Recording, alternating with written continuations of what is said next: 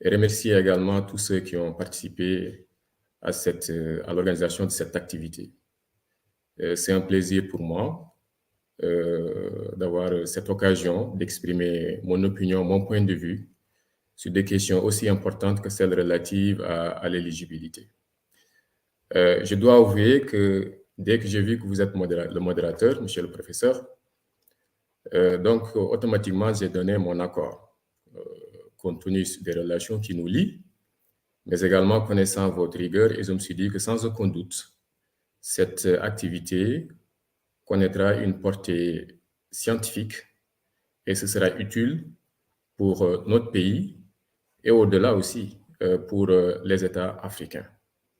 Je dis souvent que cette question électorale, c'est une question malheureusement qu'on n'arrive toujours pas à épuiser en Afrique. Il y a une forme de fièvre électorale qui plane de manière permanente sur les États africains. On a l'impression qu'à chaque fois qu'on recommence à zéro, depuis 1960 à nos jours, l'accès au pouvoir, son exercice et sa transmission posent problème dans nos États africains. Et donc, qu'est-ce qu'il faut faire? Il faut écrire et il faut en parler, comme on est en train de le faire aujourd'hui, à travers ce webinaire dont la thématique porte sur les conditions d'éligibilité à l'élection présidentielle. Les conditions d'éligibilité à l'élection présidentielle. L'article 3 de la Constitution du Sénégal dispose, et c'est très important, que la souveraineté nationale appartient au peuple, qui l'exerce par ses représentants ou par voie référendaire. Donc, ce peuple titulaire de la souveraineté doit l'exercer à travers des représentants. Donc, nous avons opté pour une démocratie représentative. Cela signifie qu'il faut que le peuple désigne des représentants qui vont exercer le pouvoir à son compte et pour le peuple. La désignation des représentants. Mais comment on désigne des représentants pour qu'ils exercent la souveraineté, ce pouvoir suprême qui existerait dans un État? Donc, on désigne des représentants par quels moyens? Et c'est en répondant à cette question qu'on a inventé une technique aussi remarquable que celle appelée l'élection. Quelle est la fonction de l'élection et qu'est-ce qu'une élection? L'élection, c'est ce procédé privilégié de légitimation du pouvoir. Il n'y a en démocratie d'autorité politique que celle issue de l'élection. Et donc, l'élection fournit aux gouvernants un titre pour agir et commander. Elle fonde et justifie leur pouvoir. Je devrais dire donc que l'élection confère des prérogatives, des privilèges. L'élection bouleverse les statuts sociaux. Et donc, compte tenu de cette fonction, compte tenu de cette importance, il faudra donc encadrer l'élection. Cela suppose d'abord qu'on définisse l'élection. Qu'est-ce qu'une élection? L'élection est un procédé par lequel les citoyens ayant qualité d'électeurs désignent parmi d'autres citoyens ayant qualité cette fois-ci de candidats à travers une opération qu'on appelle le vote, et donc ces électeurs désignent des représentants. Donc un procédé privilégié par lequel des citoyens ayant qualité d'électeurs portent leur choix sur d'autres citoyens ayant qualité de candidats. La confrontation de ces deux corps, le corps d'électeurs et le corps de candidats, par une opération qu'on appelle de vote, doit aboutir à ce qu'on appelle les élus. Donc, il ressort de cette définition que l'élection est avant tout un processus. Donc, le processus électoral. Pour moi, il commence depuis la fixation de la loi électorale. Parce que la loi électorale fait l'élection. À travers la loi, on peut gagner l'élection avant même le jour du scrutin. Donc, pour moi, la première étape du processus électoral commence depuis la fixation de la loi électorale. À la suite de la fixation de la loi électorale, il y a l'identification du corps électoral. Ceux qui sont habilités à participer à l'élection, donc à voter. S'enchaîne une troisième étape, celle de l'identification, cette fois-ci, des candidats. Et quand on parle d'éligibilité, des conditions d'éligibilité, nous sommes à ce niveau, l'identification des candidats. Qu'est-ce qu'une éligibilité? L'éligibilité caractérise la situation de ceux qui remplissent les conditions légales pour se porter candidat à une élection. C'est l'aptitude légale à se porter candidat à une élection. Donc, cela suppose qu'elle soit subordonnée à des conditions générales et impersonnelles à remplir. Et tout manquement à ces conditions entraîne ce qu'on appelle l'inéligibilité, c'est-à-dire l'insatisfaction des conditions légales. Donc, l'inéligibilité est une sanction de l'insatisfaction des conditions d'éligibilité. Mais attention, point d'inéligibilité sans texte. Cela veut dire quoi? Cela veut dire que l'inéligibilité ne se présume pas. La règle, c'est qu'on reste éligible jusqu'à ce qu'un juge prononce votre inéligibilité.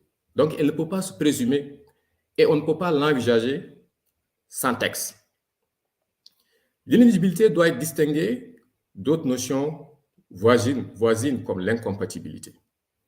Qu'est-ce qui les distingue? Donc, quand on parle de l'inéligibilité, on s'intéresse à la personne du candidat. Est-ce qu'elle remplit les conditions pour se porter candidat? Donc, elle se pose avant l'élection. Contrairement à l'incompatibilité, qui, elle, doit se poser après l'élection. Elle ne s'intéresse pas à la personne, mais plutôt aux fonctions qu'occupe la personne. Il s'agit de voir si la fonction occupée par l'élu est compatible avec l'exercice effectif de son mandat. Donc, cette inéligibilité suppose donc l'insatisfaction d'un certain nombre de conditions. Généralement, elles sont nombreuses et varient suivant l'état considéré. Mais il y a des conditions qui sont habituelles, qui reviennent souvent, comme celles liées à l'âge, à la nationalité, à la résidence et à la jouissance des droits civils et politiques. Donc aujourd'hui, ma tâche ne consiste pas à énumérer les conditions d'éligibilité. Il suffit de lire l'article 28 de la Constitution et les articles 121 et 122 du Code électoral pour connaître le contenu de ces conditions. Mais ma tâche aujourd'hui consiste surtout à analyser les conditions d'éligibilité. Ces conditions aussi variées, aussi nombreuses, moi j'ai essayé de les classer en deux catégories. La première, que j'appelle les conditions d'éligibilité inclusive et qui sont souvent objectivement posées, d'une part. Et d'autre part, j'ai identifié une deuxième catégorie de conditions que j'appelle des conditions d'éligibilité exclusive et qui sont souvent subjectivement posées. Donc, deux catégories de conditions d'éligibilité. Les unes sont inclusives, objectivement posées. Les autres peuvent être considérées comme exclusives parce qu'elles cherchent à exclure, donc elles sont souvent subjectivement posées. Donc, les conditions d'éligibilité d'abord inclusives. J'ai dit que ce sont des conditions objectivement posées. Généralement, ce sont des conditions déjà posées, non seulement par des instruments à caractère universel, internationaux, des instruments communautaires, et qui sont repris par les dispositions nationales à travers la Constitution et le Code électoral. Donc, des conditions qui, en réalité, constituent un bloc quasiment universel, intègrent ce qu'on peut appeler le patrimoine électoral. Au titre de ces instruments universels ou internationaux, il y a par exemple une source fondamentale, c'est la Déclaration universelle des droits de l'homme, à son article 21, qui dispose, il stipule, que la volonté du peuple est le fondement de l'autorité des pouvoirs publics. La volonté du peuple est le fondement de l'autorité des pouvoirs publics. Dans cette volonté, doit s'exprimer par des élections honnêtes qui doivent avoir lieu périodiquement au suffrage universel égal au vote secret et suivant une procédure équivalente assurant la liberté de vote. Donc, la Déclaration universelle des droits de l'homme.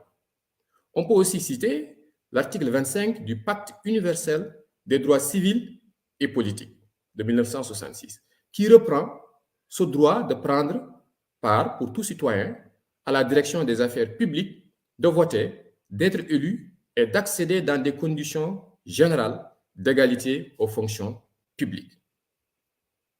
Les instruments communautaires, à titre illustratif, on peut citer l'article 13 de la Charte africaine des droits de l'homme et des peuples, qui prévoit que tous les citoyens, sans discrimination, ont le droit de participer librement à la direction des affaires publiques de leur pays, soit directement, soit par l'intermédiaire des représentants librement choisis, ce conformément aux règles édictées par les lois.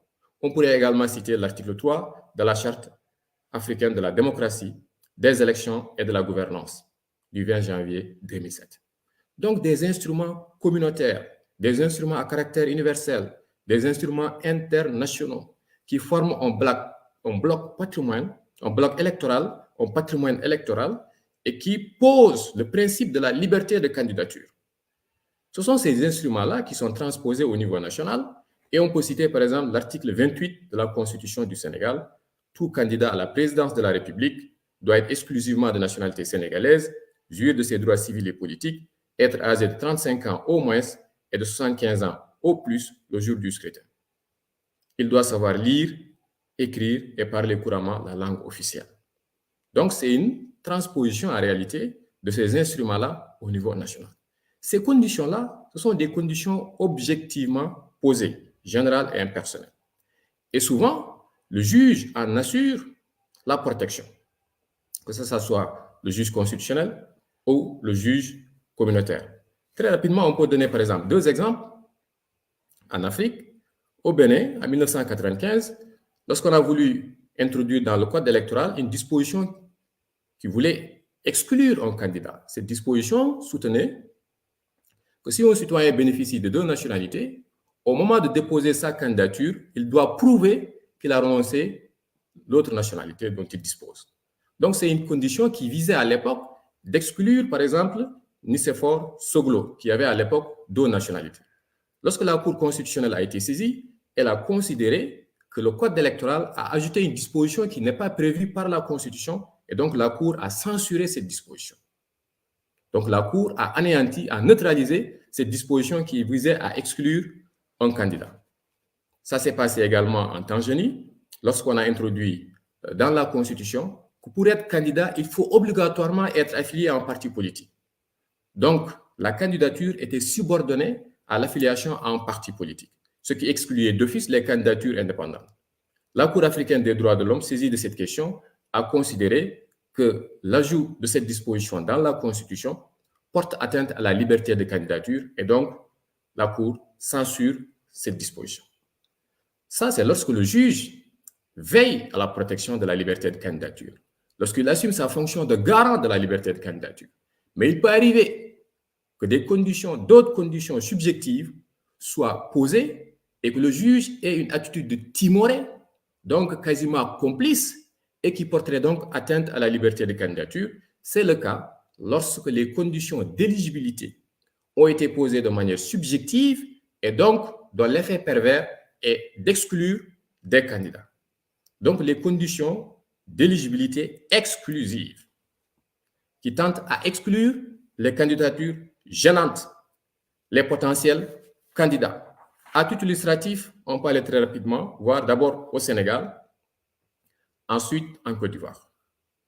Au Sénégal,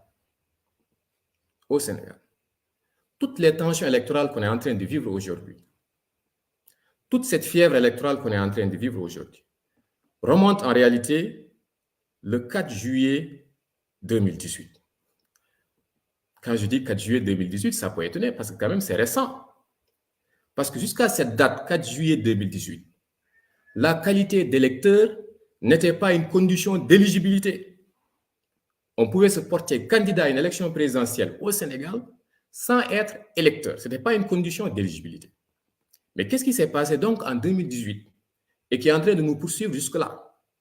Ce qui s'est passé, c'est que entre 2012 et 2018, 2 potentiels candidats ont été condamnés. Et donc, dans ces condamnations, c'était des condamnations qui n'étaient pas assorties de déchéance de leurs droits civils et politiques. Donc, ces candidats de l'opposition à l'époque gardaient leurs droits civils et politiques. Le juge n'a pas prononcé de déchéance. Mais ces condamnations, donc, suffisaient pour que ces candidats de l'opposition puissent perdre leur qualité d'électeurs. Ils restent éligibles jusque-là, mais ils peuvent perdre leur qualité d'électeur. Seulement que la qualité d'électeur n'était pas une condition d'éligibilité. Qu'est-ce que la majorité à l'époque a fait, la majorité parlementaire à l'époque? Consciente donc que ces 2 candidats-là, même ayant perdu leur qualité d'électeur, restaient quand même éligibles à l'élection présidentielle. Il fallait donc modifier le code électoral. Et cette modification est intervenue le 4 juillet 2018, à travers la loi 2018-22 du 4 juillet 2018. Cette loi-là, dont l'objet en réalité était d'introduire les modalités de parrainage dans le code électoral. C'était ça l'objet de cette loi. L'introduction des modalités de parrainage dans le code électoral. Mais la majorité parlementaire en a profité pour modifier, j'appelle ça en catimini, parce que cette modification ne figure nullement dans l'exposé des motifs. Donc, on a une modification substantielle à l'article L57, qui disposait, avant cette modification, que tout Sénégalais peut faire acte de candidature. Donc, la majorité parlementaire à l'époque s'est contentée d'ajouter le mot électeur. Et la nouvelle version maintenant, c'est tout Sénégalais électeur. Cela veut dire qu'avec l'ajout du mot électeur, on vient d'ériger la qualité d'électeur comme condition d'éligibilité. Et le juge constitutionnel, lorsqu'il a statué sur les candidatures le 13 janvier 2019, a pris le relais en considérant que ces 2 candidats ayant perdu leur qualité d'électeur.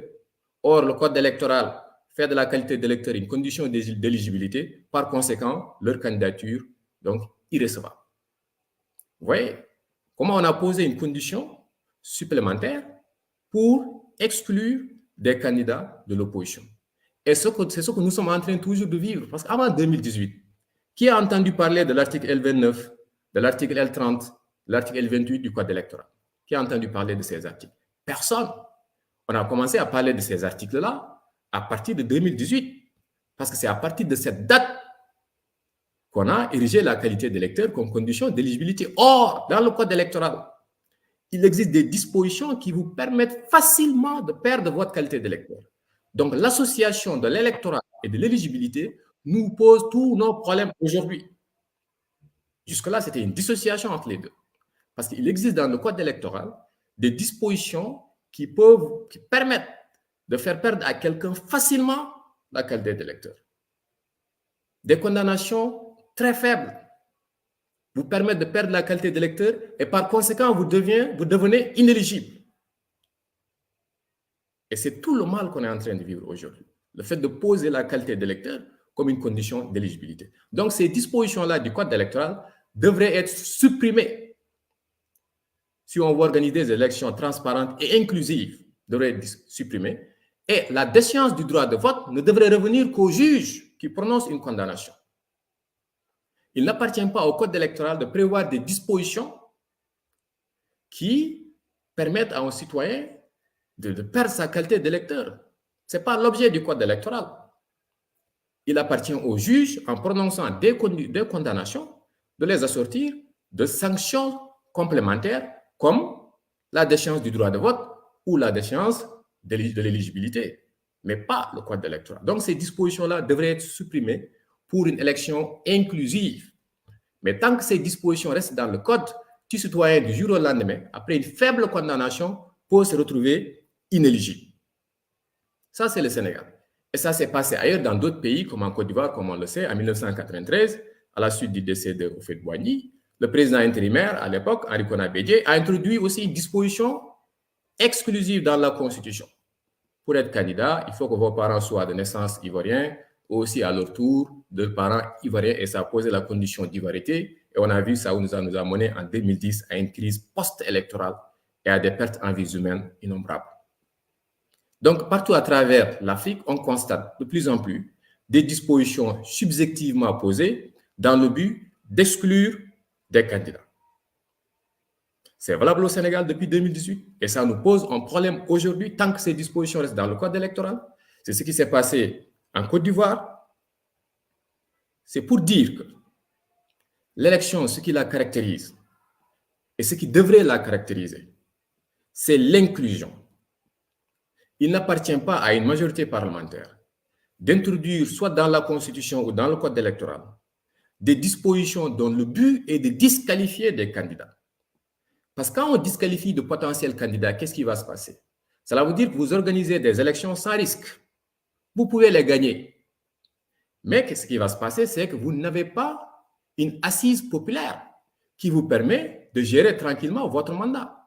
C'est pourquoi dans beaucoup de pays africains, on est étonné parfois de voir comment se fait-il que quelqu'un gagne l'élection présidentielle avec un pourcentage un peu relevé, 50%, 55%, 58%, et qu'un an plus tard, il est renversé et que toute la population sort pour applaudir. Qu'est-ce qui se passe?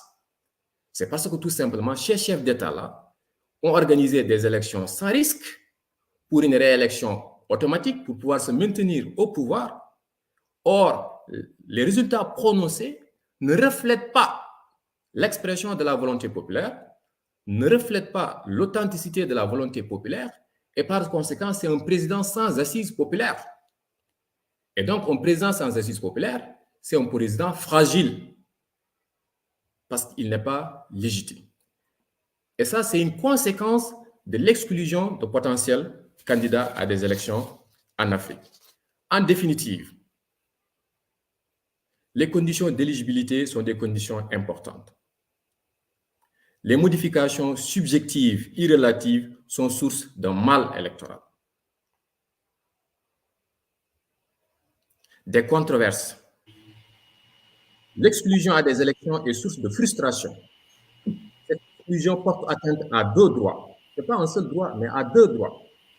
Le droit de celui qui veut se porter candidat et le droit de celui qui veut porter son choix sur ce candidat. Il faut donc plus de retenue quand il s'agit de poser des conditions d'éligibilité. Les règles relatives doivent être sanctuarisées et faire partie des dispositions intangibles dont les seules dérogations seraient celles qui incluent davantage qu'elles n'en excluent. Parce qu'en réalité, comme le disait Jean-Claude Masquelet, le fort d'une élection, c'est moins l'exclusion que son inclusion. Je vous remercie, monsieur le professeur. J'espère n'avoir pas dépassé les 15 minutes. Non, non, pas du tout. Pas du tout, chers collègues. Au contraire, je te remercie pour la précision des propos. Signaler que l'activité est organisée